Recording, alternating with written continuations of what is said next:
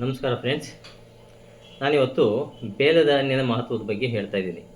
ಏನಪ್ಪ ಅಂದರೆ, ಈ ಬೇಲದ ಹಣ್ಣು ನಾನು ಬರ್ತಾ ದಾರಿನಲ್ಲಿ ಒಂದು ಮರದಲ್ಲಿ ಬಿದ್ದಿದ್ದು ನಾನು ತೊಗೊಂಡ್ಬಂದೆ. ಹಾಗೆ ಇದರಲ್ಲಿ ಒಳ್ಳೆಯ ಔಷಧೀಯ ಗುಣಗಳು ಇದ್ದಾವೆ. ಏನಪ್ಪ ಅಂತಂದರೆ, ಇದರ ಜ್ಯೂಸನ್ನು ಮಾಡಿ ಕುಡಿಯೋದ್ರಿಂದ ಅಥವಾ ಈ ಬೇಲದ ಹಣ್ಣಿನ ತಿರುಳನ್ನು ತೆಗೆದುಬಿಟ್ಟು ಅದಕ್ಕೆ ಬೆಲ್ಲ ಹಾಕಿ ಜಜ್ಜಿಬಿಟ್ಟು ಅದನ್ನು ಪೇಸ್ಟ್ ಮಾಡಿಕೊಂಡು ತಿಂದರೆ ತುಂಬ ಚೆನ್ನಾಗಿರುತ್ತೆ. ನಾವು ಚಿಕ್ಕ ಹುಡುಗರೆಲ್ಲ ಇದನ್ನು ತಿಂತಾ ಇದ್ವಿ. ಇದನ್ನು ತಿನ್ನೋದ್ರಿಂದ ಮಕ್ಕಳಲ್ಲಿ ಜ್ಞಾಪಕ ಶಕ್ತಿ ಹೆಚ್ಚಾಗುತ್ತೆ. ಇದನ್ನು ಅಟ್ಲೀಸ್ಟ್ ಏನು ಸೀಸನ್ ಬಂದಿರುತ್ತೆ ಆ ಸಂದರ್ಭದಲ್ಲಾದರೂ ನಾವು ಮಕ್ಕಳಿಗೆ ಮಾಡಿಕೊಟ್ರೆ ಇದರಿಂದ ಒಳ್ಳೆಯ ಜ್ಞಾಪಕ ಶಕ್ತಿ ಬರುತ್ತೆ ಅಂತ ಹೇಳ್ಬಿಟ್ಟು ಹೇಳ್ತಾರೆ.